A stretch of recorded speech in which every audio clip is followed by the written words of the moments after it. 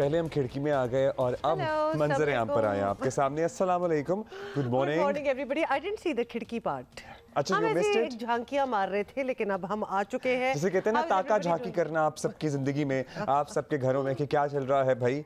अब तो नया साल भी ऑफिशियली स्टार्ट हो चुका है। अच्छा जी, नया जिंदगी में जो फेस्टिव सीजन था ना या फेस्टिविटी थी, वो भी अब नॉर्मलाइज हो रही है। मेहमान जो बहुत से लोगों के घरों में आए हुए थे, वो आहिस्ता आहिस्ता या तो जाना शुरू हो गए हैं या जा रहे हैं। वैसे ये वो महीना है ना, इसमें अभी फर्स्ट 10 डेज, बल्कि आज तो 9th डे है ऑफ द न्यू ईयर, तो अभी वो सिलसिला चल रहा है। फेस्टिविटीज बच्चों का मूड नहीं बन रहा, बच्चों का मूड नहीं बन रहा अभी दोबारा से स्कूल जाने का।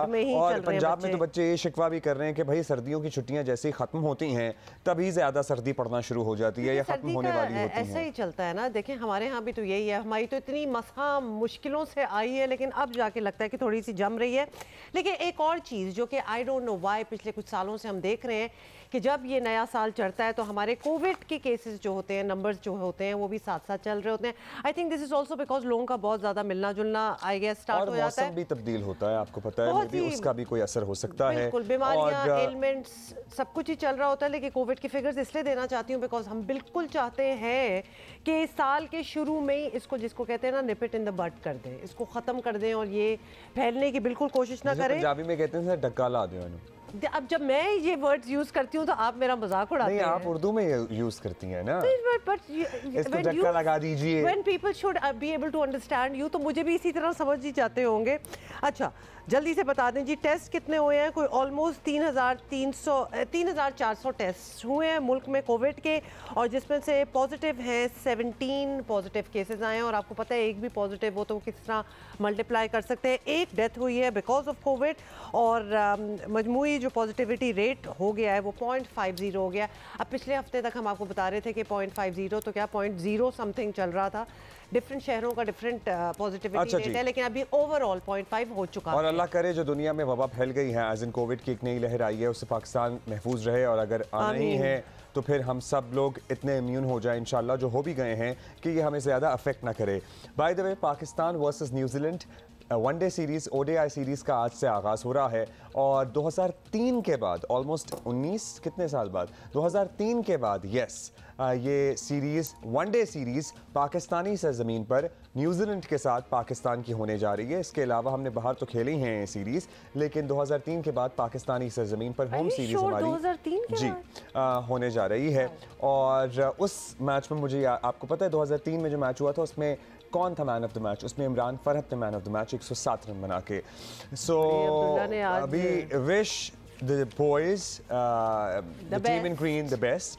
अच्छा, एक बात करनी है, और आपको पता है ये हमारी एक साइजेबल आर्मी है BTS की।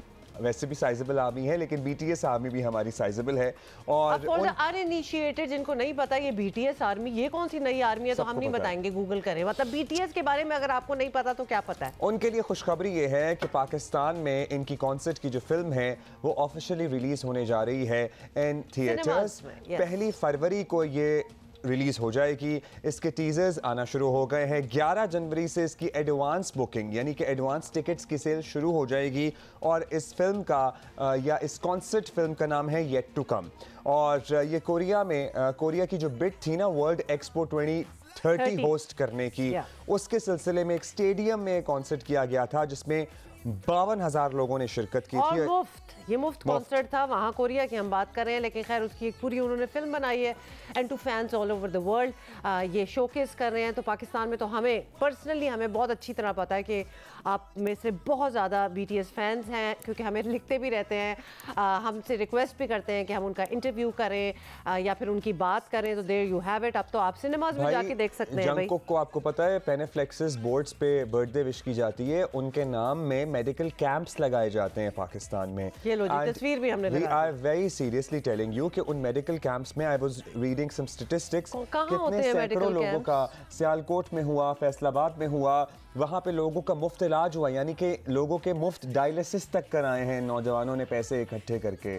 तो ये इस किस्म के काम वर्ल्ड ओवर करते रहते हैं। नहीं, ये इनके जो फैंस है ना, इनकी जो आर्मी है, अच्छा उन्होंने कराए इनके नाम पे ये सारा कुछ कर रही है। और ये जो कॉन्सर्ट है ना, येट टू कम, जो सिनेमा में रिलीज होने वाला है, इसकी खास बात ये है कि इस बैंड मेंबर्स की ऑफिशियल कोरियन मिलिट्री सर्विस शुरू होने से पहले इनकी ये लास्ट लाइव परफॉर्मेंस थी। अच्छा, आपको पता है ना कि वहाँ कोरिया में मैंडेटरी होता है कि after certain age, from certain age to certain age आपको ट्रेनिंग भी करनी होती है, सर्व भी करना होता है, तो लिहाजा आप ये उस उम्र में आ गए हैं जब इंसानों को जाना पड़ेगा। बिकॉज ये बड़ी अर्ली स्टार्ट था इनका, ये बहुत छोटे थे जब इन्होंने स्टार्ट किया था, इसलिए अपनी उम्र के हिसाब से तो सही टाइम पे आए हैं, लेकिन because we have known them for so long and of course उनके fans all over the world बहुत सालों से इनको सुन रहे हैं because they are really young, बहुत यंग हैं। आई एम श्योर ये ब्रेक होगी, उसमें ज़रा मैच्योर होके और ज़्यादा ज़बरदस्त म्यूज़िक करके आएंगे। अब जो वापस कॉन्सर्ट करेंगे एक साथ, ये अपनी अपनी मिलिट्री सर्विसेज ख़त्म करने के बाद करेंगे। अच्छा जी, चलें, ये तो कुछ बातें हो गई जो हम आपके साथ करना चाहते थे। खास तौर पे हमने कहा एक खुशी की बात BTS वाली तो ज़रूर होनी चाहिए because there are thousands and millions of fans in Pakistan as well. अच्छा जी, अभी जरा टेंशन की बातें करते हैं। आपको पता ही है हमारे मुल्क में हर चीज़ ऐसा लग रहा है बहरानों की नज़र हो रही है, या हर चीज़ का बहरान या तो शुरू हो चुका है या आया सर पर खड़ा है, जैसा कि आटे का बहरान, मुर्गी के गोश्त का बहरान, बिजली और गैस, और ये सारी चीज़ें तो आपको पता ही है हमारे लिए अनअफोर्डेबल हो चुकी हैं। हमारी ज़िंदगी ऐसा लग रहा है कि बहरान ही बन चुकी है। और देखिए उसके अलावा भी बड़े रोल, सियासी बहरान, बिल्कुल सियासी बहरान की पहले इसलिए बात कर लेते हैं क्योंकि किसी को क्या फ़र्क पड़ता है कि हमारी पर्सनल हमारी ज़िंदगियों में क्या हो रहा है। सियासी बहरान सबसे बड़ा है और मुश्किल है, इम्पॉर्टेंट है। पंजाब असम्बली का इजलास जी आज हो तो रहा है, लेकिन इसमें वो कुछ नहीं हो रहा जिसका PTI चंद दिनों से दावा कर रही है, और चौधरी परवेज़ इलाही ने जुम्मे को ही एतमाद का वोट लेने से इनकार कर दिया था। याद है ना आपको? देख लें एक दफ़ा। जो गवर्नर ने ऑर्डर दिया है हम उसके ऑर्डर को मानते ही नहीं है, वो तो इलीगल ऑर्डर है। तो अगर हम मान लेंगे तो इसका मतलब है कि उसमें सारी कमी हमारी है, और जो गवर्नर चाहता है इलीगल ऑर्डर करके उसको हम कंफर्म कर दें। ये नहीं हो सकता, ये नहीं हो सकता। अच्छा जी, वैसे कितना मासूम सा लगता है ना ये अंदाज। वो उसने गवर्नर ने ऑर्डर लिया, हम मानते ही नहीं है। अच्छा जी, परवेज़ इलाही तो पहले दिन से असम्बलियाँ तोड़ने के मुखालिफ भी रहे, लेकिन तहरीक इंसाफ क्या कहती रही है वो भी ज़रा सुनिए।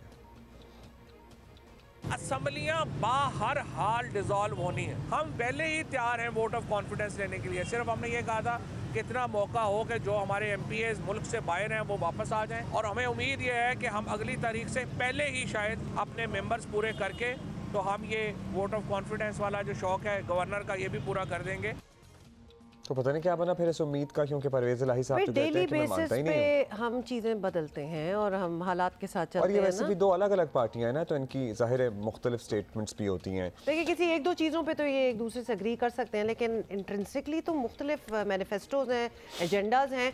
अब तहरीक इंसाफ ने यू टर्न लेते हुए एतमाद का वोट लेने को अदालती हुक्म से मशरूत कर दिया है। लगता यही है कि PTI को अपने अरकान पर ही एतमाद नहीं रहा, या फिर हम ये भी कह सकते हैं परवेज़ इलाही की बात जो है वो इमरान खान की समझ में आ गई है कि असेंबली ना रही तो उन्हें कौन पनाह देगा। मतलब ऑब्वियसली वो तो कब से ये कह रहे हैं, और वो भी ऐसे हालात में जब वो मुकदमात के पहाड़ तले दबे हैं और मुस्तकिल नाहली के अलावा पार्टी सरबराही से हटाने की तलवार भी खान साहब के सर पर लटक रही है। बहुत सी टेंशन हैं, बहुत से इशूज़ हैं, बहुत चीज़ें हैं जिनके अभी फैसले आने हैं। सो यू कैन ओनली सी कि क्या होगा क्या नहीं होगा। इलेक्शन कराओ मुल्क बचाओ की तहरीक भी दम तोड़ती नज़र आ रही है अब, और वैसे भी इलेक्शन कराने के आई वंडर के एक्सपेंसेस कहाँ से पूरे होंगे। मतलब जो मुल्क के हालात तो मतलब मौसमी हालात हैं, और दूसरा ये कि इलेक्शन करा के कौन सा किसी ने मुल्क बचा लेना है या बच जाना है इस तरह से, तो पहले भी हम देख चुके हैं ना, क्योंकि सुनहरे ख्वाब तो पहले भी बहुत सारे दिखाए गए थे। इस मायूसी में इमरान खान एस्टैब्लिशमेंट पर मुस्तकिल इल्ज़ामात भी लगा रहे हैं और उनसे इलेक्शन का मुतालबा भी कर रहे हैं, साथ साथ मुसलसल कर रहे हैं, उन्हीं से कर रहे हैं। उन्हें पता नहीं कब समझ आएगी कि उन्होंने नहीं कराने इलेक्शन, लेकिन वो कहते हैं कि वो ही कराएं इलेक्शन। कुछ जो मेंबर्स हैं वो नए ठिकानों की तलाश में हैं, और PTI के MNA for instance Nasir Musazai JUI में शमूलियत का ऐलान कर चुके हैं। सो दिस इज और भी कुछ तब्दीलियां हैं और कुछ पार्टियां हैं वो तब्दील हो रही हैं। खैर इसी पे बात करते हैं। सीनियर तज्ज़ियाकार मुनीब फारूक हमारे साथ मौजूद हैं। शुक्रिया मुनीब, आपने वक्त दिया। Munib, you based in Lahore, आप ये सब कुछ फर्स्ट हैंड एक्सपीरियंस कर रहे हैं, आपके रवाबित भी हैं। पंजाब में इस वक्त जो कुछ हो रहा है, नज़र यही आ रहा है कि इमरान खान साहब की ख्वाहिश के बावजूद परवेज़ इलाही एतमाद का वोट लेने की जानिब नहीं जाएंगे, क्योंकि फवाद चौधरी तो कहते हैं हम तो चाहते ही हैं कि हम एतमाद का वोट लें।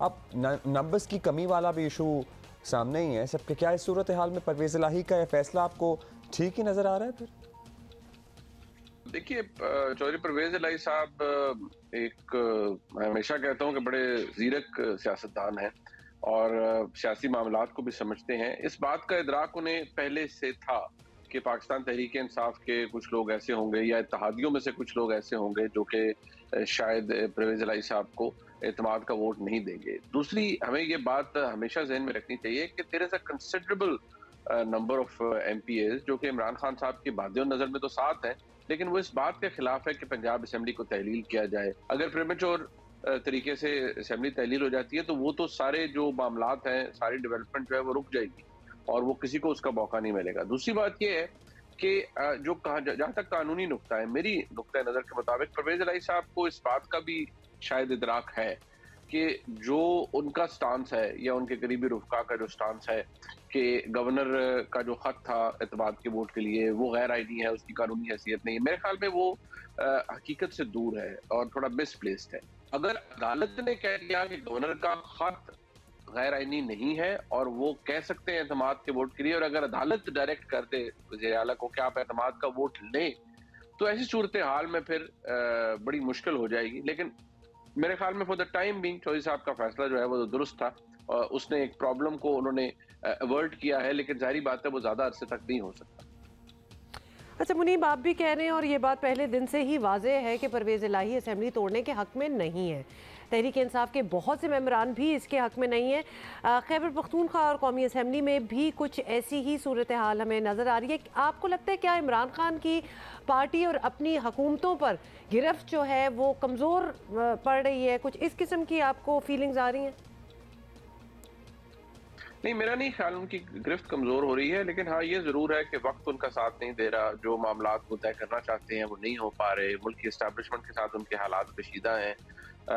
पार्टी के अंदर बहुत से ऐसे लोग हैं खैबर पख्तूनख्वा में, पंजाब में, जो नहीं चाहते कि असेंबलियां तहलील हो। इमरान खान साहब का फैसला एक नी जर्क रिएक्शन था। अब उन्हें एहसास शायद हो चुका है कि मामलात जिस तरह वो चाह रहे हैं उस तरह से पैन आउट नहीं हो रहे, और फिर जाहिर बात है वो इसके अंदर बहुत से सियासी हरबे इस्तेमाल कर रहे हैं। सियासी तौर पर वो अभी भी मजबूत हैं, उनकी जमात मजबूत है, लेकिन जो चीज़ इमरान खान साहब को खाई जा रही है वो यही कि जो की स्टेक होल्डर्स हैं हमारे मुल्क के, वो इमरान खान साहब के लिए इस वक्त कोई सर्विस प्रोवाइड करने के मूड में नहीं है, और ना ही इमरान खान साहब का उनसे ताल्लुक जो है वो किसी जगह पर इस्टेब्लिश होता हुआ नजर आ रहा है।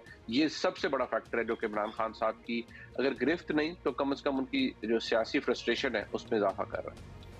सही। अब मुनीब लास्ट ये बताइएगा कि तहरीक इंसाफ का सबसे अहम नुकता हमेशा यही रहा है कि इमरान खान साहब मकबूल तरीन लीडर हैं, आवाम उनके साथ हैं। हालिया दिनों में एहतजाजी रैलियाँ वगैरह हों या जलसे वगैरह हों, लोग उस तरह से प्रॉब्ली रिस्पॉन्ड नहीं कर रहे, या लोग वैसे तो साथ हैं लेकिन निकल के नहीं आ रहे। अब सर्टनली फिर मुखालिफिन को भी बातें करने का मौका मिलता है कि इमरान खान साहब की मकबूलियत कुछ कम हुई है। क्या ऐसा हुआ है या ये तंजीमी कमज़ोरियाँ वगैरह हैं और कुछ नहीं है? देखिए, बड़ा मुश्किल होता है, जैसे मैंने अर्ज किया, कि लोगों का इंटरेस्ट बनाए रखना, अपने वर्कर को चार्ज रखना। लोग वेयर आउट कर जाते हैं, आपकी जमात, आपके वर्कर्स, इवन आपके कोलीग्स वेयर आउट कर जाते हैं, और सब जब लोगों को ये नजर आ रहा हो। देखिए, हमारे मुल्क में एक की प्लेयर पाकिस्तान के अंदर या एक बहुत बड़ा जो एक फैक्टर है वो है मुख्तदर हलकों का, जिन्हें हम एस्टैब्लिशमेंट कहते हैं। जो सियासी जमात या जो सियासी लीडर, चाहे वो जितना भी मकबूल हो, वो मकबूलियत तो हासिल कर सकता है, लेकिन क्या एस्टैब्लिशमेंट के साथ इतने बड़े जो स्टेक होल्डर्स हैं उनके साथ एट लॉगर हेड्स होकर, इनके साथ एक लड़ाई मोल लेकर, उनके साथ हालात कशीदा करके क्या इक़्तिदार में आ सकता है? ये एक बहुत बड़ा सवाल है, और शायद इमरान खान साहब का जो वोटर है उसको इस बात का एहसास कुछ हद तक हो चुका है। दूसरी बात, बेशक सारे नहीं, लेकिन फिर भी लोग अब ये सवाल जरूर पूछना शुरू हो गए हैं कि ये इमरान खान साहब की अहलिया यानी साबिक़ खातून अव्वल, उनके मामलात, ये हीरे, ये घड़ियाँ और बहुत से मामलात, ये एहसन जमील गुजर साहब और फराह गुजर साहिबा का पंजाब के अंदर इन्फ्लुएंस, ये मैं हमेशा कहता हूँ कि तख़य्युलाती मामलात तो नहीं है, कोई हवा के अंदर तहलील होने वाले मामलात तो नहीं, तो ग्राउंड रियलिटीज़ हैं, इनके साथ फैक्ट्स जुड़े हुए हैं, कुछ अनकंफर्टेबल सवालात जुड़े हुए हैं, जिनके बड़े मुश्किल जवाबात हैं जो कि मुकम्मल तौर पर सामने नहीं आए। तो जाहिर बात है फिर लोग सवाल भी पूछते हैं और फिर इंटरेस्ट भी लूज करते हैं, और शायद इमरान खान साहब की जमात के साथ यही हो रहा है।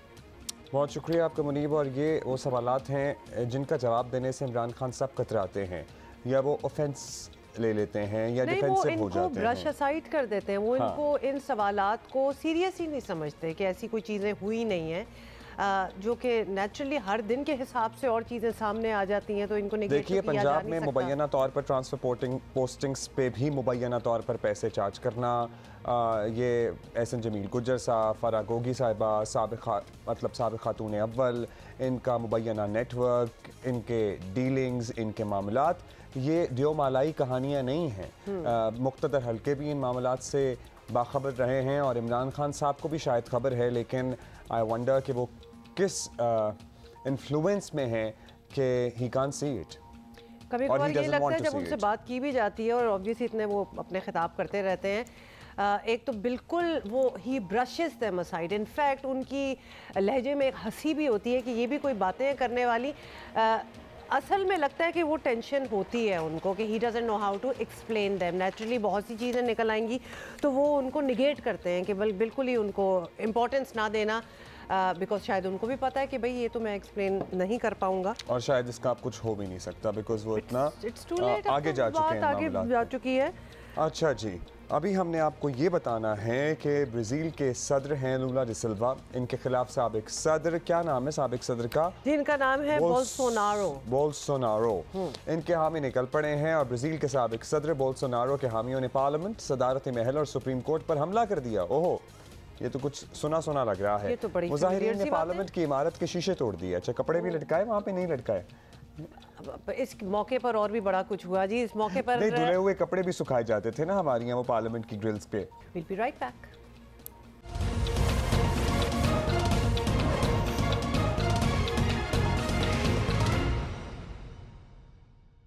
आपको बताएं कि बदतरीन सैलाब के नुकसानात पाकिस्तान में शदीद महंगाई और मुश्किल तरीन माशी हालात की सूरत में सामने आ रहे हैं और दुनिया ने पाकिस्तान की मदद के वादे तो बहुत किए, लेकिन जो इमदाद मिली वो इंतहाई नाकाफ़ी थी। और इसी सिलसिले में आज जनीवा में अक़वाम मुत्तहिदा की मेज़बानी में डोनर्स कॉन्फ्रेंस हो रही है, जो मुल्क के लिए इंतहाई अहम है।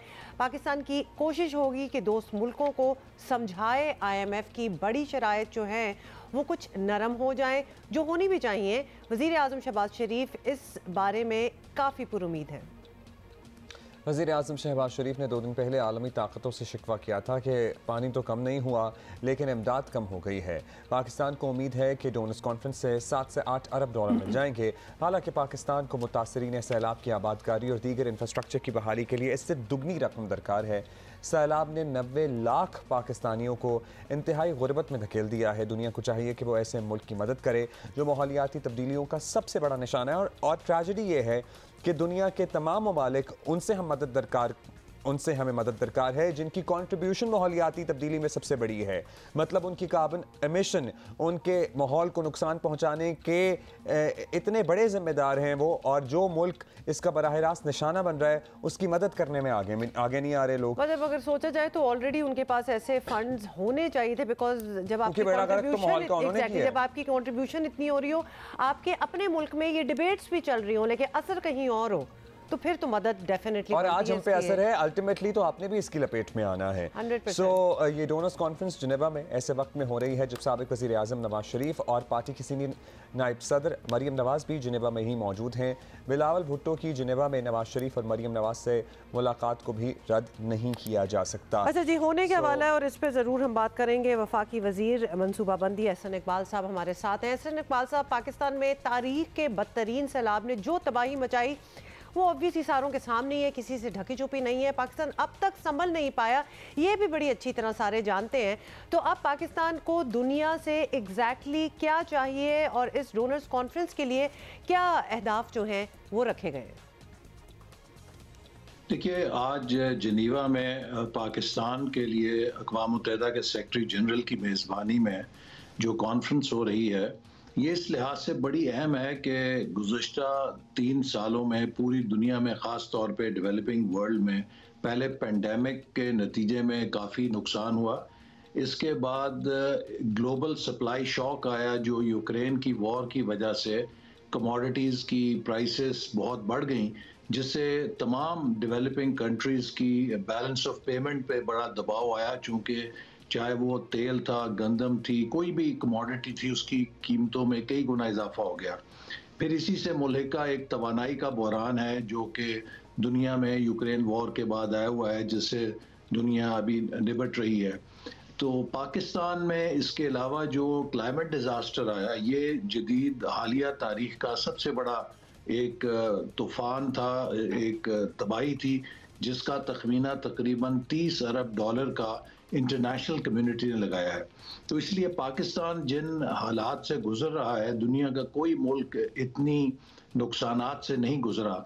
इस हवाले से अक़वाम मुत्तहिदा के सेक्रेटरी जनरल खुद पाकिस्तान आए, इंटरनेशनल कम्युनिटी इंगेज हुई और प्राइम मिनिस्टर ने UN जनरल असेंबली में, फिर COP27 में जो इंटरनेशनल कम्युनिटी के साथ पाकिस्तान का मौक़िफ़ पेश किया, तो उससे एक बड़ी इंगेजमेंट है। लेकिन इसके साथ साथ ये भी हमें पेश नज़र है कि इस वक्त दुनिया में हर मुल्क तकरीबन अपने दाखिली इक़्तिसादी और मुआशी बहरान का शिकार है। तो एक ओवरऑल एपेटाइट फॉर एड की भी कमी है।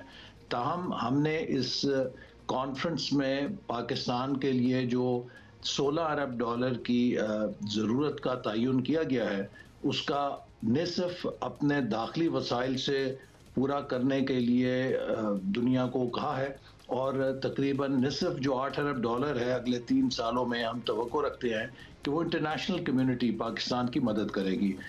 अच्छा, आप लोग कोशिश तो कर रहे हैं और सर्टनली, और हमारे foreign minister Bilawal Bhutto he is personally very invested in these efforts as well.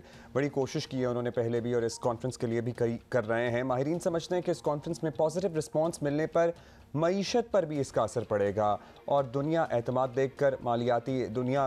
देखकर मालियाती इदारे भी कुछ शायद हमसे लीनियंट हो जाएँ। क्या ये सही उम्मीद है? बिलाशुबा पाकिस्तान के लिए जब इंटरनेशनल सपोर्ट आएगी तो उससे हमें जहां एक अपने ज़र मुबादला के ज़खायर को बेहतर करने में मदद मिलेगी, इसके साथ साथ इस इंटरनेशनल कम्युनिटी के साथ मिलकर हम पाकिस्तान को दरपेश जो मुआशी चैलेंजेस हैं उनमें से भी कामयाबी से निकल सकते हैं। तो ये conference all in all Pakistan के लिए एक बहुत मुस्बत संगे मील होगी। इसके बाद मुझे उम्मीद है कि इंशाअल्लाह ताला अगले चंद हफ्तों में आप मईशत के अंदर देखेंगे कि निस्बतन रफ्ता रफ्ता बेहतरी आएगी, अगरचे हमारे चैलेंजेस बहुत बड़े हैं। पिछले 4 सालों में जो पिछली हुकूमत ने मुआहदे किया IMF के साथ, उन पर अमल दरामद नहीं किया और आखिरी दिनों में बिलखसूस वो पाकिस्तान को एक ऐसी सिचुएशन में छोड़ गए कि हम ब्रिंक ऑफ डिफ़ॉल्ट के ऊपर थे और हमने बहुत आहिस्ता होशमंदी के साथ कई सख्त फैसले किए और अभी भी हम मुल्क को आगे लेकर बढ़ रहे हैं। और मैं समझता हूँ कि इस मौके पर किसी किस्म की स्पेकुलेशन नहीं होनी चाहिए। मैं बहुत कैटेगोरिकली कहना चाहता हूँ कि पाकिस्तान कोई मामूली मुल्क नहीं है। खुदा न खास्ता हम डिफ़ॉल्ट करने नहीं जा रहे। हमें मुआशी मुश्किलात का सामना है, लेकिन इन मुश्किलात को हम कौम के साथ मिलकर, अपने दोस्तों के साथ मिलकर हल करेंगे। बहुत जल्द इन पर काबू पा लेंगे। और जैसे 2013 में भी जब हम आए थे तो बहुत बुरे हालात थे और हमने 2-3 सालों में टर्न अराउंड कर दिया था। तो पाकिस्तान इंशाल्लाह टर्न अराउंड होगा और इन मसाइल पर हम सब मिलकर काबू पाएंगे। जी, यानी एहसन इकबाल साहब, ये एक वो वाहिद इशू है जिसमें पॉलिटिक्स नहीं करनी चाहिए किसी को भी और सारों को मिलकर उम्मीद भी करनी चाहिए दैट इट वर्क्स आउट। अच्छा, अब इसी कॉन्फ्रेंस की साइड लाइन्स पर IMF वाला मामला भी है। हुकूमत बज़ाहिर बिल्कुल क्लियर है कि IMF के प्रोग्राम का तसलसल जो है वो हर सूरत चाहिए, ख्वाह शराइ जो हैं वो मामूल से ज़्यादा ही सख्त भी हों, लेकिन ये बहरहाल एक वक्ती हल होगा। लॉन्ग टर्म के लिए माशी इस्लाहात भी ऑब्वियसली बहुत ज़रूरी हैं, तो उन पर कोई काम हो रहा है? जी बिल्कुल, पाकिस्तान IMF के साथ मुआहदे को भी आगे बढ़ाना चाहता है, लेकिन अब हम एक क्रॉस रोड के ऊपर हैं। हम बार बार ये जो रिपीट हो रहे हैं साइकिल, इनसे निकलना चाहते हैं।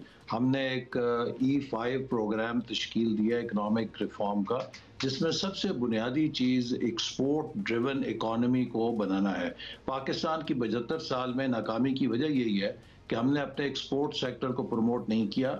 जब भी थोड़ी सी इकॉनमी में ग्रोथ आती है, हम इंपोर्ट्स की सूरत में डॉलर कंज्यूम करते हैं, लेकिन हमारी डॉलर कमाने की सलाहियत में इजाफा नहीं होता, लिहाजा बैलेंस ऑफ पेमेंट क्राइसिस होता है और फिर हमें इमरजेंसी ब्रेक्स लगा के इंपोर्ट्स कट करनी पड़ती हैं, जिससे हमारी ग्रोथ भी क्रैश हो जाती है। तो इसलिए अब हमारा जो एजेंडा है वो यही है कि हम इकॉनमी को रीस्ट्रक्चर करें। इसमें पाकिस्तान की ज़राअत, पाकिस्तान की सनत, पाकिस्तान की सर्विसेज, जिसमें आईटी भी शामिल है, इन सब को एक्सपोर्ट ड्रिवन बने। और हमारा सबसे बड़ा जो हदफ है वो यही है कि 32 अरब की जो हमारी मौजूदा एक्सपोर्ट्स हैं, इससे हम 100 अरब डॉलर तक कितने कम से कम मुद्दत में पहुंच सकते हैं, इसी पर हमारे मुस्तकबिल का इन्हिसार है। और हम इसके लिए प्राइवेट सेक्टर से मिलकर काम कर रहे हैं और पाकिस्तान के प्राइवेट सेक्टर ही को इनेबल करके हमें इसमें कामयाबी हासिल हो सकती है। शुक्रिया आपका एहसन साहब। ये विशेष साइकिल जो है लेट्स सी कब टूटता है, क्योंकि हर थोड़े दिन बाद हम उसी दौरा है जिस क्रॉस रोड्स का आपने जिक्र किया उसी पे खड़े होते हैं और लोग लिटरली लेट्स बी ऑनेस्ट अब उम्मीद छोड़ रहे हैं और लोग अब बहुत मायूस हो रहे हैं, क्योंकि हालात इतने मुश्किल हैं और हालात में बेहतरी की उम्मीद हुकूमत तो दिलाती है, लेकिन ये उम्मीद पहले भी बहुत सारे लोग इंक्लूडिंग यू बहुत लोग पहले भी दिला चुके हैं। देखिए बहुत ज़रूरी है कि एटलीस्ट जो बात हम कर रहे हैं डोनर्स कॉन्फ्रेंस और जिस चीज़ के लिए ये हो रही है इसका सक्सेसफुल होना, इसका कामयाब होना भी बहुत ज़रूरी है। ब्रेक ले रहे हैं अभी, थोड़ी देर में आते हैं। Good morning.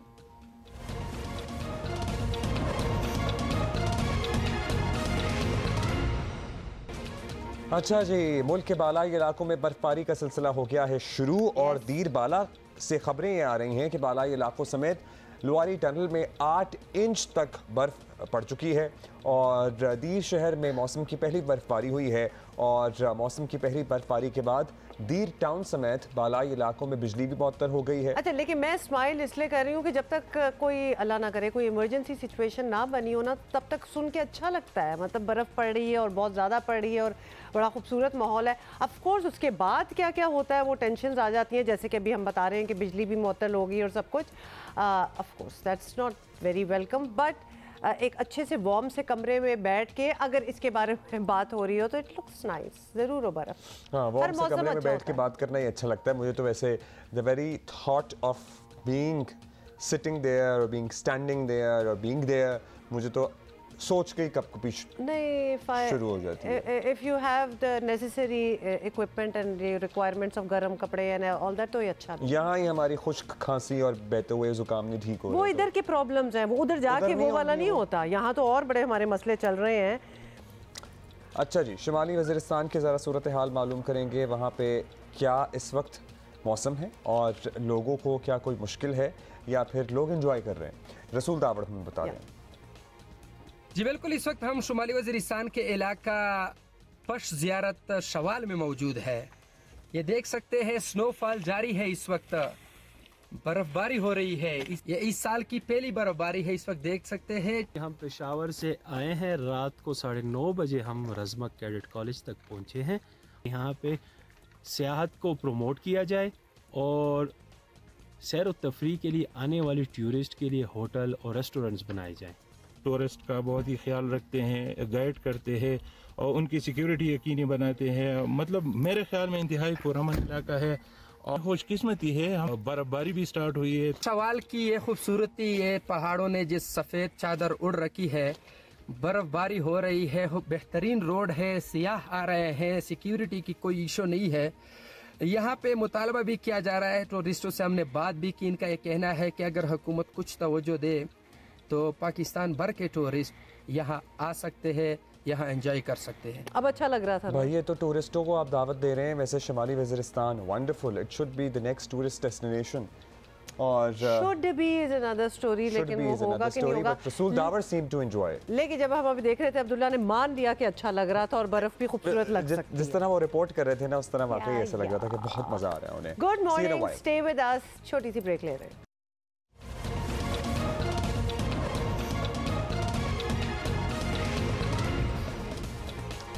Welcome back, good morning once again. अच्छा, कराची पाकिस्तान का सबसे बड़ा शहर है, मेट्रोपॉलिटन सिटी है, यहाँ के मसाइल भी बहुत ज़्यादा हैं और यहाँ के मसाइल को संभालना भी बहुत मुश्किल काम है।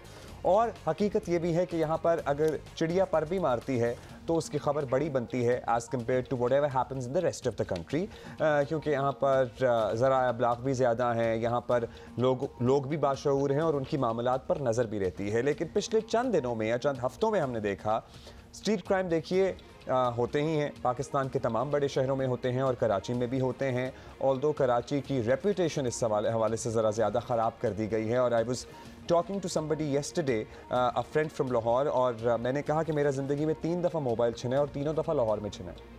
और अल्लाह का शुक्र है कि अल्लाह ताला ने कराची में अब तक महफूज रखा है, लेकिन यहाँ पर शायद पैनिक भी ज़्यादा फैलाया जाता है। लेकिन उसके आप कॉन्सिक्वेंसेस भी तो देख लें, सिर्फ मोबाइल छीनने तक बात नहीं रहती, यहाँ पे एक और सिलसिला जो शुरू हुआ है वो ये है बंदा मारने का। बिल्कुल, कि ज़रा सी रेजिस्टेंस, ज़रा सी रिटेलिएशन और आओ देखा ना ताओ, और बंदा, नौजवान लड़के लड़कियां जिन बच्चों ने अपनी ज़िंदगियां गुजारनी थीं, उनका मुस्तकबिल बहुत ताबनाक हो सकता था, उनकी ज़िंदगियां, उनके घर वालों की ज़िंदगियां ख़त्म करके ये क्रिमिनल्स चले गए और विजिबल हैं, सीसीटीवी फुटेजेस में नज़र आ रहे हैं। लेकिन सवाल हम हर बार ये करते हैं कि क्या ये पकड़े गए? अगर पकड़े गए तो क्या बना इनका आगे?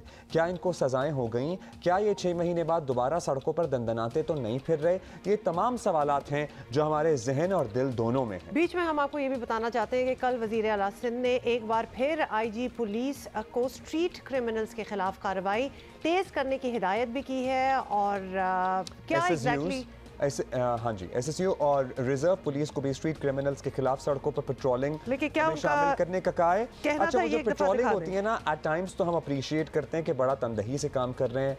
एट टाइम्स ऐसा इंप्रेशन आता है कि बिला वजह हैरास किया जा रहा है लोगों को। सो उसमें बैलेंस कैसे फाइंड आउट किया जा सकता है? ये तमाम सवालात हैं जो हमने पूछने हैं। National IG Karachi police chief Javed Odho साहब हमारे साथ मौजूद हैं।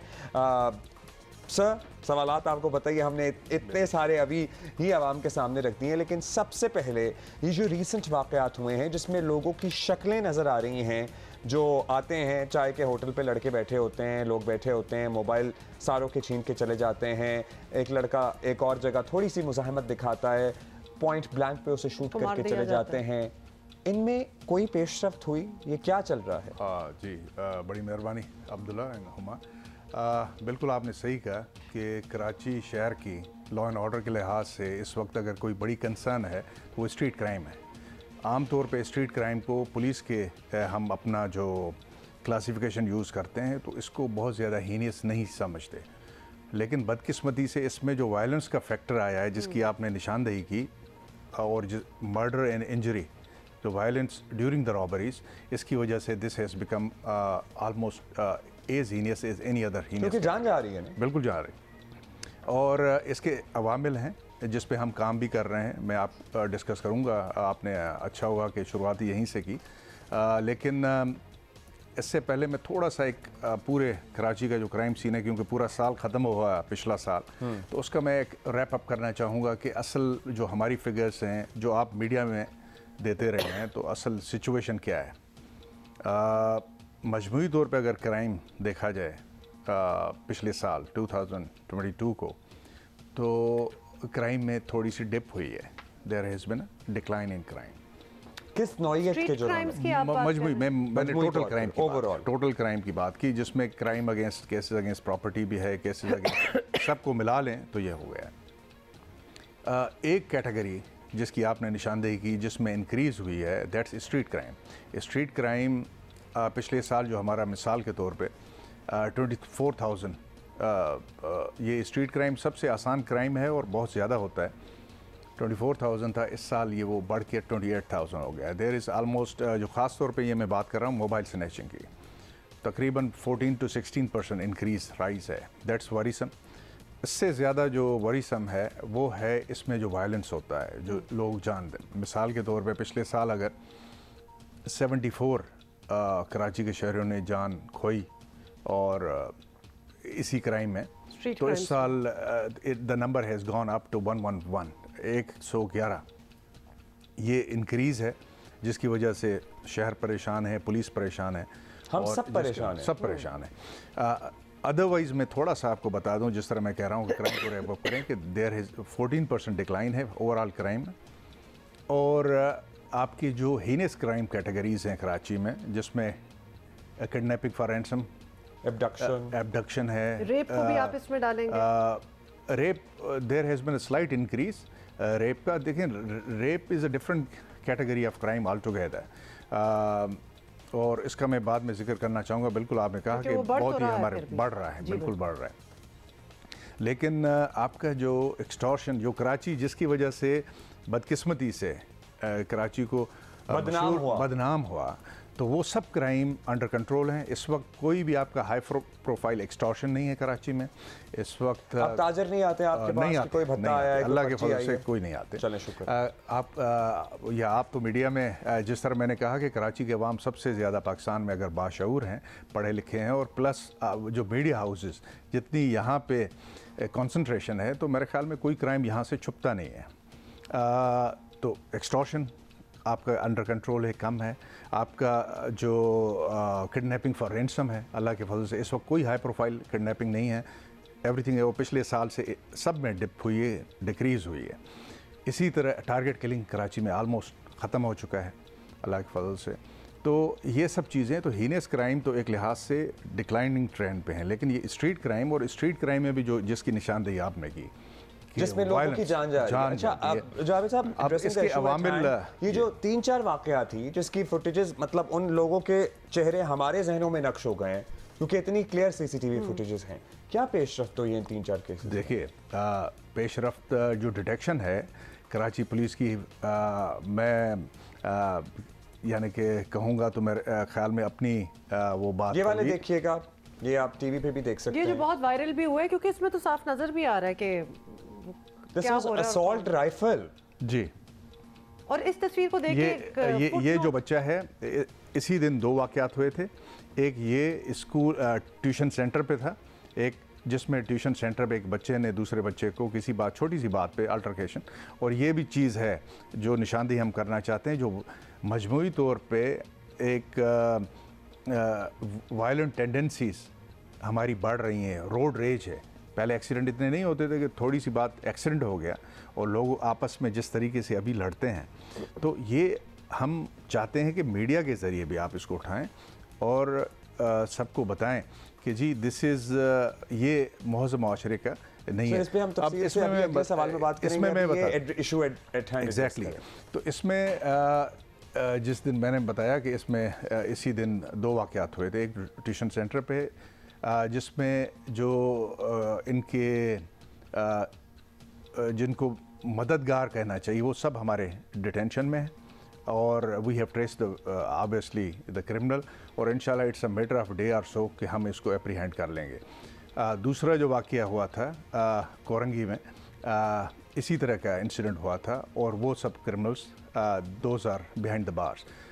अगर हाई प्रोफाइल केसेस की आप बात करते हैं, आप शुरू करें एनईडी यूनिवर्सिटी का, जो एक बहुत ही नौजवान बच्चा शहीद हुआ, with in 24 hours we apprehended, ज़ख्मी हालत में गिरफ़्तार हुआ एक जो मुलजिम था, और दूसरा अभी न्यू ईयर ईव पे he was killed in encounter, police के साथ उसने मज़ामत की जिसमें ही मारा गया, दोनों बंदे। इससे पहले हाई प्रोफाइल केस है ज़ीशान का, आपके चैनल पे भी बहुत ज़्यादा चला कुछ दिन।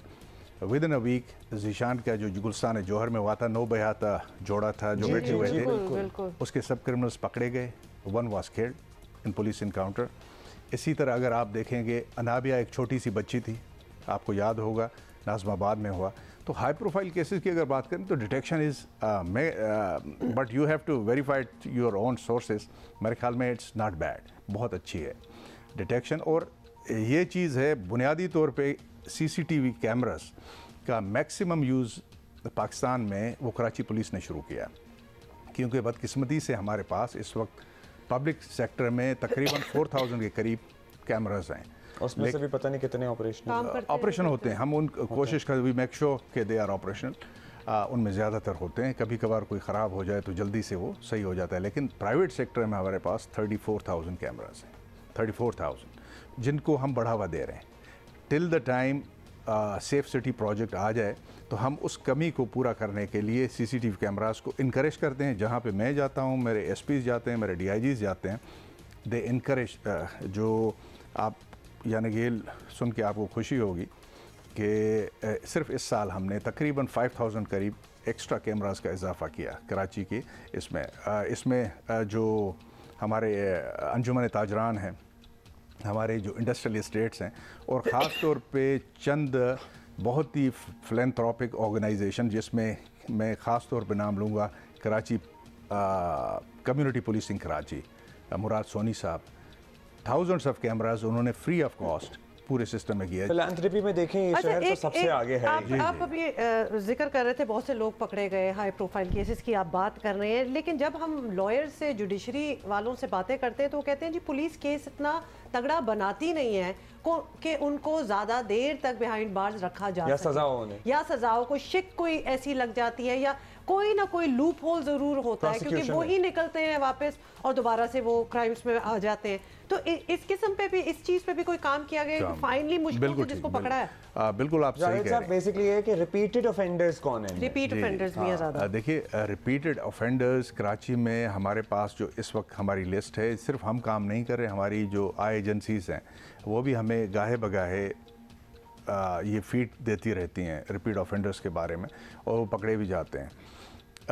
लेकिन बदकिस्मती जो आपने निशानदेही की, इसमें एक एस्पेक्ट यही है कि हमारी investigation is our weak point. True, detection बहुत अच्छी है, एप्रीहेंशन, अरेस्ट बहुत अच्छा है, लेकिन इन्वेस्टिगेशन में देयर आर प्रॉब्लम्स, और इसकी वजह से एक हाई पावर्ड कमेटी बनी हुई है जो गवर्नमेंट ऑफ सिंध को और फेडरल गवर्नमेंट को दे रही है कि सिंप्लीफाई कर लें हम ये जो प्रोसेस है, जुडिशल प्रोसेस, इसमें बहुत सी चीज़ें हैं। सिर्फ पुलिस एक वन स्टेक होल्डर है, वेरी इंपॉर्टेंट वन, लेकिन अवाम भी है। मिसाल के तौर पे छोटी छोटी चीज़ें मैं आपको बताता हूँ कि अगर कोई FIR आप दाखिल करवाते हैं मोबाइल फ़ोन की भी, हर मरतबा कंप्लेनेंट को भी कोर्ट में हाज़िर होना है, केस प्रॉपर्टी जो पकड़ी जाए हर एक को, विटनेसेस को, तो ये बहुत एक टीडियस प्रोसेस है। इसको सिंप्लीफाई करने की ज़रूरत है, जो अभी हम कर रहे हैं।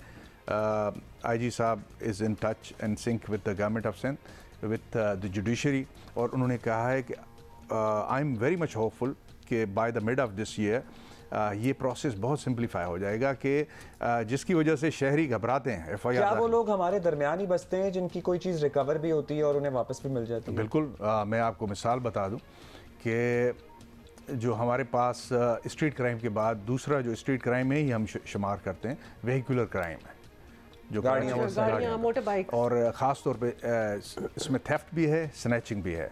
तो कराची का ये बहुत बड़ा दर्द सर रहा है, जो कि अल्लाह के फजल से वेहिकुलर क्राइम इस मरतबा बहुत अंडर कंट्रोल है। बट यानी कि अल्लाह के फजल से जो सबसे ज़्यादा जिसमें भी जाने जाती थी वो था आपकी कार स्नैचिंग, 4 व्हीलर स्नैचिंग और 2 व्हीलर स्नैचिंग, वो बोथ आर अंडर कंट्रोल। बल्कि जो 4 व्हीलर स्नैचिंग है वो तो तकरीबन 18% डिक्लाइन है। अच्छा। तो यानी कि जिस तरह हाउस रॉबरीज़ है, हाउस रॉबरीज़ आप आजकल नहीं सुनते, उसकी वजह यह है कि हमने 8-10 जो बहुत बड़े गैंग्स थे वो पकड़े हुए हैं और उनको they are behind the bars. तो सर ये स्ट्रीट क्रिमिनल जो हैं, ये इंडिविजुअल हैं जो काम कर रहे हैं, या इनके पीछे भी कुछ नेटवर्क्स हैं जो काम कर रहे हैं?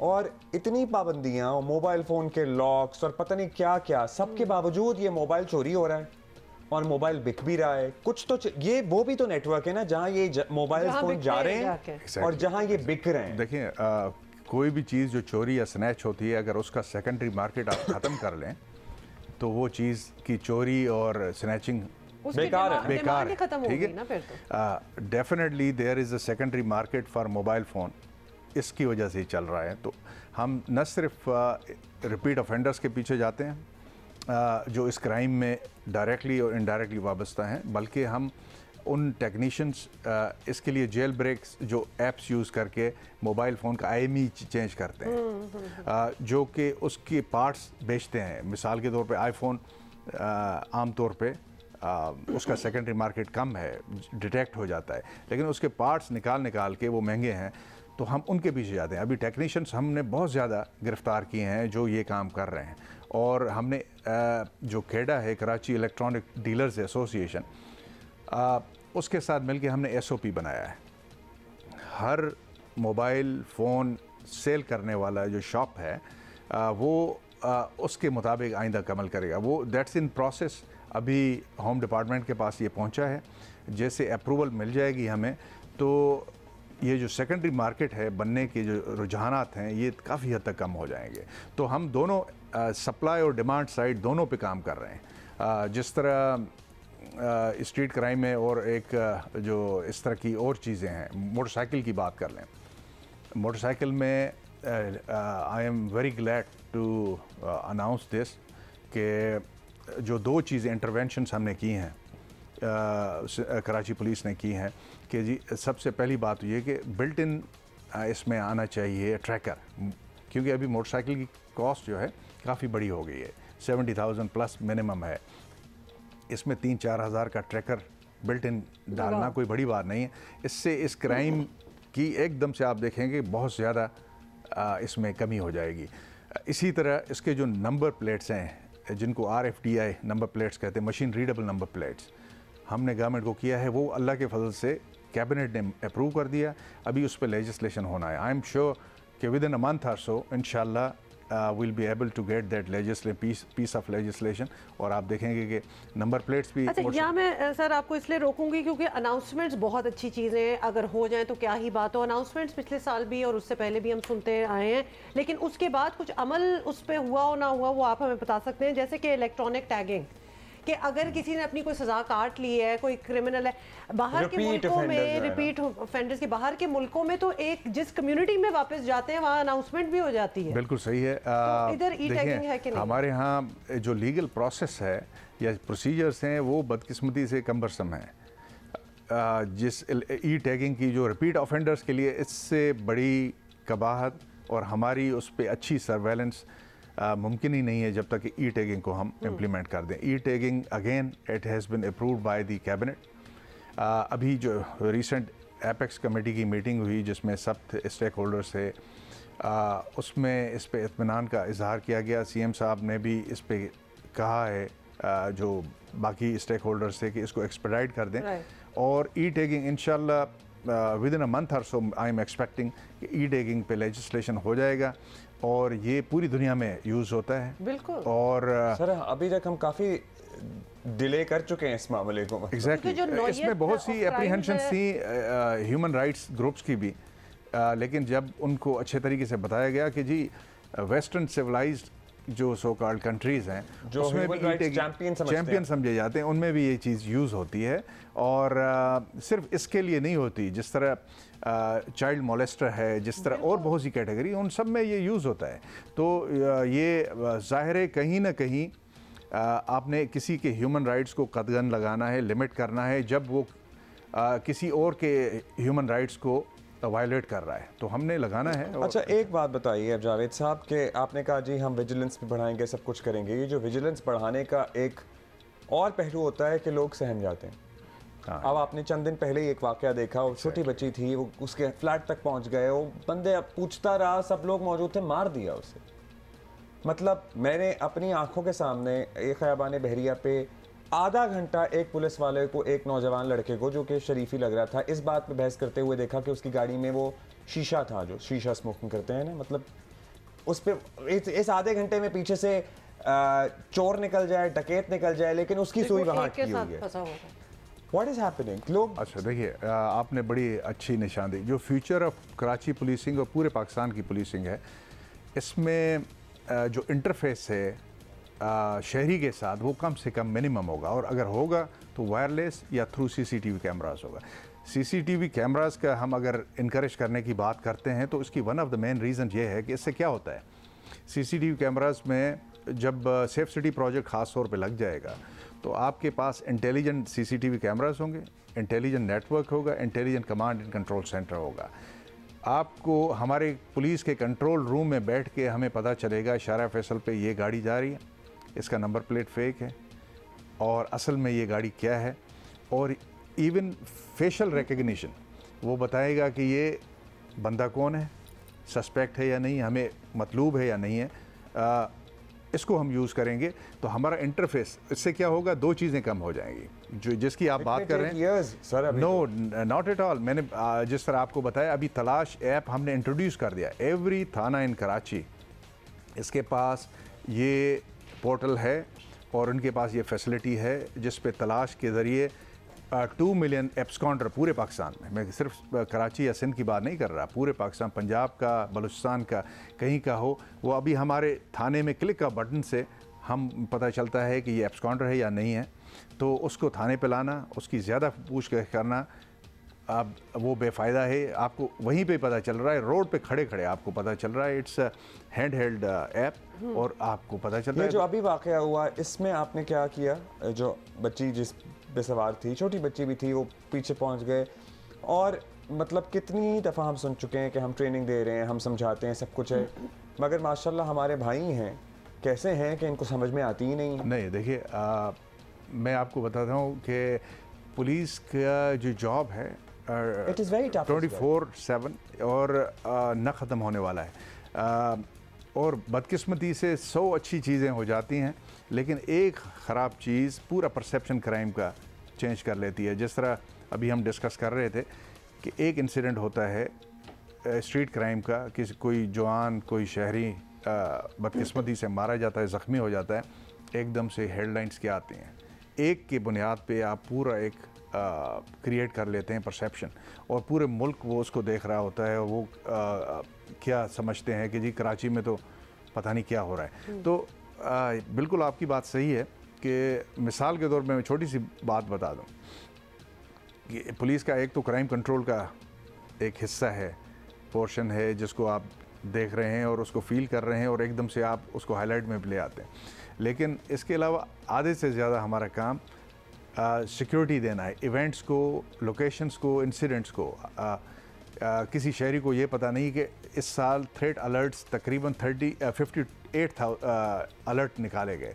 इसके बाद मज़ार कायद से लेके बहुत सी लोकेशंस जिनको हमने सिक्योरिटी स्ट्रेंथन की, बहुत सी पर्सनैलिटीज़ की हमने सिक्योरिटी स्ट्रेंथन की, और इसकी वजह से अल्लाह के फजल से कि आपके एक्ट्स ऑफ टेरर पिछले साल के मुकाबले में कराची में कम है।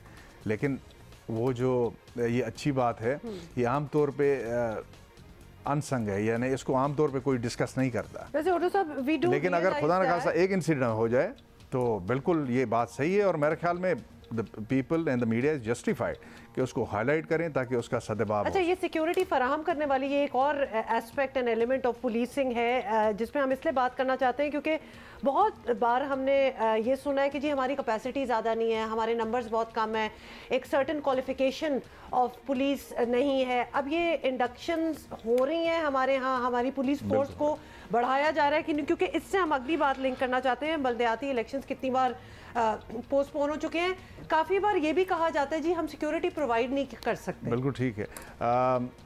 देखिए, resources for developing country like Pakistan, जहाँ पे हर डिपार्टमेंट के साथ रिसोर्स कंस्ट्रेंट है, इट्स अ प्रॉब्लम। वो रिसोर्सेज जितने के बाहर के मुल्कों में पुलिस को ऑफर हैं, क्योंकि पुलिसिंग इज़ अ वेरी बहुत रिसोर्स इंटेंसिव वर्क, वो नहीं मिलते, बात सही है। लेकिन इसके बावजूद भी हमारी जो इंक्रीज़ हुई है स्ट्रेंथ, वो काफ़ी सब्सटेंशियल हो गई। अभी कराची पुलिस माशाल्लाह इसकी इंक्रीज़ करके 60,000 के करीब कराची पुलिस की स्ट्रेंथ है। लेकिन इसमें इशू क्या है?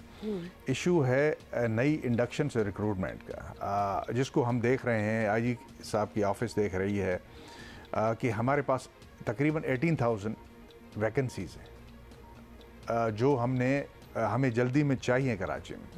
अभी हम जो प्रोसेस कर रहे हैं इंडक्शंस का, इट्स टाइम कंज्यूमिंग। 15 जनवरी को अगर इलेक्शन होते हैं तो आप तैयार हैं उसको सिक्योरिटी फराहम? बिल्कुल हम तैयार हैं, पुलिस ने कभी भी ना नहीं किया। अच्छा, एक मुख्तसरन, वैसे तो पूरी दुनिया में ऑफिसर्स की तरफ से यही एडवाइस किया जाता है कि अगर आपके पास कोई आए तो आप मुज़ाहमत ना करें, क्योंकि सर्टनली लोगों को यही बताना होता है कि आपकी जान सबसे ज़्यादा इंपॉर्टेंट है। लेकिन लोगों ने आपके गालिबन बयान को बहुत ज़्यादा और भी रंग दिए। जहां हम ये समझाते हैं कि पूरी दुनिया में यही महज़्ज़ब माशरों में बताया जाता है, वहाँ हम ये भी आपसे एक्सपेक्ट करते हैं कि आपकी जिम्मेदारी है कि आप स्ट्रीट क्रिमिनल्स को नुकेल डालें। बिल्कुल, इस पे मैं ज़्यादा बात क्या करूं, पहले ही इतना हाइप क्रिएट हो चुकी है। पूरी दुनिया का स्टैंडर्ड SOP है पुलिस का कि एडवाइजरीज देते हैं, और वो किस लिए देते हैं कि हमारा हर शहरी, उसकी जान और माल हमारे लिए बहुत ही ज़्यादा सैक्रोसेंक्ट है, मोतबर है। तो इसको बचाने के लिए पुलिस दे दी। अब मिसाल के तौर पे अगर स्ट्रीट क्रिमिनल्स को बहुत बिल्कुल सही बात और खास तौर पे दोबारा एक दफा पकड़े जाए तो दोबारा बाहर ना आए, ये भी बड़ा एक मसला है। देखिए जो प्रोएक्टिव पुलिसिंग है हमने इस लेवल पे बढ़ा दी है। मैं आपको एक छोटी सी फिगर बता दूं जिससे आप अंदाज़ा कर लेंगे कि हम आमतौर पे 111 जो हमारे शहर के शहीद हुए हैं उनकी बात होती है, टोटल तकरीबन 554 हैं जो कि ज़ख्मी और अपनी जान दो बैठे। लेकिन आप ये भी देखें कि 129 इस दौरान पुलिस ने जो प्रोएक्टिव पुलिसिंग की है, 129 हार्डकोर क्रिमिनल्स को उनको भी ख़त्म किया, न्यूट्रलाइज किया। चले sir, that is all the time that we have. और काफ़ी तफसील से गुफ्तगू हुई कराची से जुड़े बहुत से मसाइल पर। Additional IG Karachi police chief Javed ओटो साहब हमारे साथ मौजूद थे। Thank you for being with us. अभी हम एक ब्रेक लेंगे, जल्दी से वापस आ जाएंगे।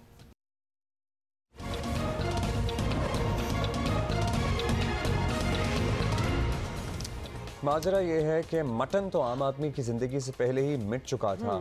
एक मुर्गी थी, वो अब सौगात बनती जा रही है और इसे ख़रीदना गरीब और मुतवसत तबके की पहुंच से बिल्कुल बाहर हो चुका है। और अब नौबत यहाँ तक पहुँची है कि कराची में मुर्गी की जो दुकानें हैं उन पर इतवार के रोज़ भी दुकानदार ख़रीदारों की राह देखते रहते हैं कि कोई तो आके हमसे खरीद ले। 650-700 रुपए किलो कौन अफोर्ड कर सकता है? क्या कहा ये जा रहा है, ये 1000 तक बात जाएगी। आप ज़रा वेट करें और देखें। मुर्गी की फ़रोख्त में 50 से 60% से भी ज़्यादा कमी आई है। और इस वक्त मुल्क के मुख्तलिफ शहरों में आपको बता दें कि 6 से 700 रुपए किलो मुर्गी बिक रही है। बल्कि अगर आप बोनलेस में जाए ना तो वो तो और भी ऑब्वियसली ज़्यादा मुश्किल हो जाती है। चले, मुर्गी महंगी हो गई, लोग कम खाएंगे या फिर बाज बिल्कुल नहीं खा सकेंगे, लेकिन ज़िंदा रहना है तो रोटी तो हर किसी को खानी पड़ेगी। और उसमें जो महंगाई हुई है वो भी एक और आटे के लिए अब गरीब को मरना भी पड़ रहा है। मीरपुर खास में सस्ते आटे की कोशिश में गरीब मजदूर लोगों के पांव तले कुचल कर मारा गया। सक्खर में सस्ते आटे के आर्जी स्टॉल पर 2 रोज में डकैतियां हो गईं। दूसरी वारदात में 8 मुलजमान आटे के 20 थैले छीन कर फरार हो गए। मतलब हम ये रिपोर्ट कर रहे हैं और हमें शर्म आ रही है कि मुलजमान कह रहे हैं जो आटे के 20 थैले छीन कर फरार हुए हैं 8 लोग। अंदाजा करें मतलब चोरियां भी किस चीज़ की हो रही हैं। और बाकी हम कहते हैं ना कि ये गोश्त और मीट ये सब कुछ लग्जरीज में आ जाता है, रोटी तो रोटी है। मतलब लिटरली कुछ भी खाना होगा जी, खाना खा रहे हो ये लग्जरी है, खाना तो खाना ही होगा सारों को। हुकूमत के माशी मसाइल और मजबूरियाँ अपनी जगह हों, लेकिन एटलीस्ट हम तो अब चीनी को भी निकाल देते हैं। हम कहते हैं आटे के मामलात को तो सॉर्ट आउट कर लें, ये तो सही निर्खों पे मिल जाए। हमारे साथी हमारे साथ मौजूद हैं जवाद मलिक, जो हमें मुर्गी और आटे की कीमत क्या चल रही है लाहौर में वो बता रहे हैं और आवाम क्या कहती है ये भी हम तक पहुँचा रहे हैं। जी बिल्कुल, इस वक्त हम देख रहे हैं कि आटे की जो कीमत है वो काबू में नहीं आ रही। और गुज़श्ता कई रोज़ से हम देख रहे थे कि आए रोज़ खुला चक्की आटे की बात करें, कमर्शियल आटे की बात करें, वो उस पर कीमत में आए रोज़ बढ़ती जा रही है। इस वक्त चक्की आटा जो है 160 रुपये बिक रहा है लाहौर में। और अगर बात करें कमर्शियल आटा की, जो 1300 रुपये थैला था 15 किलो का, वो इस वक्त 2050 बल्कि 2100 रुपये में भी नहीं मिल रहा। लेकिन जो सरकारी आटा थैला है वो इस वक्त हम देख रहे हैं कि उसकी इन्होंने ना सिर्फ महकमा खुराक पंजाब ने उसका कोटा बढ़ाया, आज बढ़ाकर 26,000 टन रोज़ाना उसका कोटा कर दिया गया है। और इससे हमें लग रहा है कि जो सूरत हाल है आटे की उससे बेहतरी आना शुरू हो जाएगी, क्योंकि फ्लोर मिल्स मालकान ने भी ये मुतालबा किया था कोटा बढ़ाया जाए। और ट्रेडर जो थे, डीलर थे, उन्होंने भी ये कहा था बाज़ार में गंदम नहीं है, इसकी कीमत को कंट्रोल करने के लिए, शॉर्टेज को कंट्रोल करने के लिए कोटा बढ़ाना पड़ेगा। कोटा आज बढ़ा दिया गया है, ये एक अच्छी खबर आई है। लेकिन मुर्गी की हम बात करते चले तो मुर्गी की गोश्त जो है इस वक्त आम आदमी की पहुँच से मुकम्मल तौर पर दूर हो चुका है। गुज़श्ता 2 माह पहले इसका जो रेट था 358 रुपये था किलो, आज उसकी कीमत जो है साफ़ी कीमत चिकन जो है 650 रुपये भी आवाम को नहीं मिल रहा। आटा और चिकन बढ़ रहा है, मुश्किलात बढ़ रही हैं, हुकूमत को सोचना चाहिए, आम इंसान तो कुछ नहीं कर पाएगा। वजह ना किराया दे सक रहे हैं दुकानों का, ना घर का किराया निकल रहा है, ना बच्चों की फीसें दी जा रही हैं, ना बिल अदा हो रहे हैं। ज़िंदगी इतनी कठिन हो गई है ना कि बस गुजारा इतना मुश्किल हो गया कि आप लोग सोच नहीं सकते कि सफ़ेद बोझ इस तरह पिस गया है। इस तरह इस हुकूमत में आके तो जलीलो ख्वार हो गए हम। गवर्नमेंट को इसके बारे में सोचना चाहिए ना, तो गरीब बंदे का कैसा गुजारा हो रहा है, क्या कर रहा है, कि इतनी सैलरी या इतना रोज़गार तो है नहीं। अब क्या मुर्गी छोड़ी था, बाटा भी छोड़ दें खाना। हालात तो अच्छे नहीं हैं। और Jawad Malik, thank you so much. अब ज़रा कराची में क्या हाल चल रहा है, वैसे we know very well because हम तो कराची में रहते हैं, लेकिन शबाला असलम हमें ज़रा डिटेल में बता रही हैं। बरसों से अवाम मुतवातिर महंगाई का बोझ बर्दाश्त कर रही है और साल नौ के आगाज से भी हमने यही देखा है कि महंगाई में एक दफ़ा फिर इजाफा दिखाई दे रहा है और अशियाए खुर्दनोश की कीमतें भी आसमानों से बातें करने लगी हैं। मुर्गी का गोश्त 600 रुपये तक फरोख्त किया जा रहा है और साथ ही अगर हम गाय के गोश्त की बात भी करें तो वो भी 800 से 900 में फरोख्त किया जा रहा है। इसके साथ ही जो बकरे का गोश्त है वो भी अब दस्तरखानों से गायब ही दिखाई दे रहा है और वो 1700 से 1800 रुपए में फरोख्त किया जा रहा है। कोई भी कीमतें हों, चाहे वो दाल की हो, आटे की हो या सब्जियों की हो, गर्ज के हर अशिया पर हमें कीमतों में वाज़ेह तौर पर इजाफा दिखाई दे रहा है। साथ ही अवाम का ये मुतालबा है कि कीमतों को कम करने के लिए अमली तौर पर इक़दाम लिए जाएं ताकि अवाम की मुश्किलात भी दूर हो सके। यही सूरत हाल हर शहर, हर गांव, हर कस्बे की है। लोग परेशान हैं। Everything is a luxury now.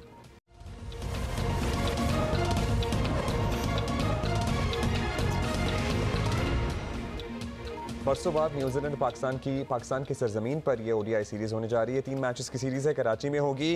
कितना आराम से, मतलब टेस्ट का जिक्र ही नहीं किया जो गुजरे हैं, इग्नोर कर दिया। फैजान लखानी हमारे साथ मौजूद हैं। फैजान, बताइएगा after like years so finally a series is happening ODI, बताइए कि क्या एक्सपेक्टेशन हमें रखनी चाहिए एटलीस्ट इन वनडे मैचेस से? देखिए, काफी अरसे बाद सीरीज हो रही है ओडीआईस की, बट एटलीस्ट ये उम्मीद हम जरूर रख सकते हैं कि ओडीआईस की विकेट वैसी नहीं होगी जैसी विकेट्स आपने इंग्लैंड या न्यूजीलैंड के साथ जो टेस्ट मैचेस हुए उसमें देखी थी। कल नजर आ रहा था कि विकेट एक अच्छा ओडीआई का विकेट है, कैसा विकेट है जिसमें बैटिंग को सपोर्ट मिलेगी और थोड़ा आप ये कह सकते हैं कि 300 के ऊपर स्कोर जा सकता है। थोड़ी बॉलिंग की भी सपोर्ट होगी, बट एक अच्छा इवनली पॉइस्ड कॉन्टेस्ट फिर बैट होगा और दोनों टीमों के पास अच्छी बैटिंग स्ट्रेंथ है, तो एक अच्छा हाई स्कोरिंग मैच आज कराची में देखने को मिल सकता है। तो एक अच्छी सीरीज 3 मैचेस की होगी। पाकिस्तान के को जहां होम एडवांटेज जरूर है, बट न्यूजीलैंड एक अच्छी टीम है लिमिटेड ओवर क्रिकेट की। रेड बॉल क्रिकेट की भी अच्छी टीम है। पिछले साल वर्ल्ड टेस्ट चैंपियनशिप की शानदार कारकर्दगी उनकी रही थी, इस साल इस साइकिल में अच्छा ना कर सके। न्यूजीलैंड एक अच्छी टीम है और पाकिस्तान को होम ग्राउंड के बावजूद भी एक सख्त चैलेंज का सामना करना पड़ेगा इस सीरीज में। अच्छा, नॉट दैट हमें होम ग्राउंड ने टेस्ट में कुछ ज़्यादा फेवर किया है, तो लिहाजा ये कह देना कि जी हमारे बड़े चांसेस हैं just because we are on our home ground, मेरा नहीं ख्याल कि अब ये इतना है। कोई चेंजेस हैं हमारी टीम में ओडीआई के लिए, कोई नए नाम हो, something that we can look forward to?